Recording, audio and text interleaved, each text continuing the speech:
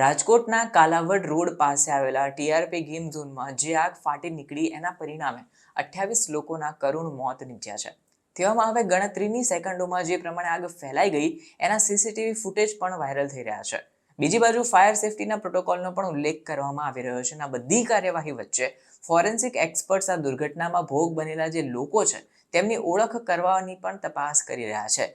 અત્યારે લોકોના જે મૃતદેહો છે તેમનું ડીએનએ ટેસ્ટિંગ કરાઈ રહ્યું છે, જેના પરિણામે તેમના પરિવારને મૃતદેહ સોંપવામાં કોઈ અડચણ ના આવે, એટલે કે એક યોગ્ય રીતે ટેસ્ટિંગ થશે અને બાદમાં જ એમના પરિવારને એમનો મૃતદેહ સોંપાશે. અત્યારે જે પ્રમાણે લોકો દાઝી ગયા છે એને જોતા પ્રાથમિક તપાસમાં કશુંક એવું મુશ્કેલ છે કે આ વ્યક્તિ કોણ હોઈ શકે છે. ઓળખ એટલી મુશ્કેલ હતી જેથી કરીને હવે 7 દિવસ સુધીનો સમય લાગશે એવા મીડિયા અહેવાલો મળી રહ્યા છે.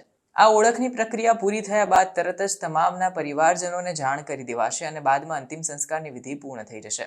ફોરેન્સિક સાયન્સના સિનિયર ઓફિસરે જણાવ્યું કે આ દેશનો સૌથી જટિલ અને અઘરો કેસ છે, જેમાં વિક્ટિમની ઓળખ કરવી એક ઝાટકે શક્ય જ નથી. અહીં જે પ્રમાણે તેમની સાથે દુર્ઘટના ઘટી છે એને જોતા ડીવીઆઈ ઘણું અઘરું છે. છેલ્લા ઘણા વર્ષોમાં આટલી ભયાનક ઘટના કે પછી આ પ્રમાણેના વેરિફિકેશનનું જે છે તે પરિણામ લાવવું અઠવાડિયું લાગે એવી કોઈ ઘટના સામે નહોતી આવી. સૌથી ખતરનાક જો ઘટના હોય સૌથી પહેલી તો તેમાં વિક્ટિમ કોણ છે તેને ઓળખવા જ લગભગ અશક્ય છે. અને આ હતી બાલાસોર ટ્રેન અકસ્માત, જેમાં 200થી વધુ લોકોના મોત નીપજ્યા હતા. આમાં આ પ્રક્રિયા હાથ ધરાઈ હતી અને પછી જો ડેકેડની સૌથી ખતરનાક ઘટના કહેવાય તો રાજકોટની આ ઘટના પણ કહી શકાય છે.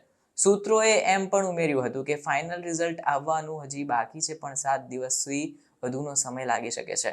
આ તો અત્યારે ડીએનએ સેમ્પલ એકત્ર કરવા પર એ લોકોનું ફોકસ રહેલું છે. તે કયા સમયે કેવી રીતે એકત્ર થાય છે અને બાદમાં તેમના સંબંધીઓ સાથે એને મેચિંગ કરવાનું શરૂ થશે અને આને લઈને તેમની ઓળખ કરવાની પ્રોસિજર પણ પૂરી થયા બાદ ફાઇનલ રિપોર્ટ મળી શકે છે.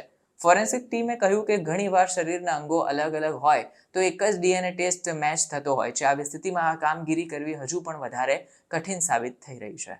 ડીવીઆઈ એટલે ડિઝાસ્ટર વિક્ટિમ આઇડેન્ટિફિકેશન, કે જેમાં વ્યક્તિના ફિઝિકલ, ફેશિયલ રેકોગ્નિશન અને અન્ય કેટલાક માર્ક ઉપર નરી આંખે જોવા છતાં પણ જાણ ન થઈ શકે કે આ વ્યક્તિ કોણ છે, ત્યારે આનો ઉપયોગ કરવામાં આવે છે. આમાં ડીએનએ ટેસ્ટિંગ જ એક લાસ્ટ ઓપ્શન છે જેનાથી કોઈની ઓળખ થઈ શકે છે. રિપોર્ટ્સમાં એવું પણ જણાવાયું છે કે આપણે લોકોની લાગણી અને ભાવના સમજી શકીએ છીએ, પરંતુ પરિવારે મૃતક અને તેમના પરિવારના સભ્યોના ઓફિશિયલ આઈડી પણ બતાવવા પડશે, જેથી કરીને વેરિફિકેશન રિપોર્ટ એકદમ સચોટ આવી શકે અને સ્નેહીજનો જે હોય એ પણ તેમના પોતાના જ પરિવારના સભ્યોના અવશેષો મેળવે અને પછી અંતિમ સંસ્કાર કરી શકે.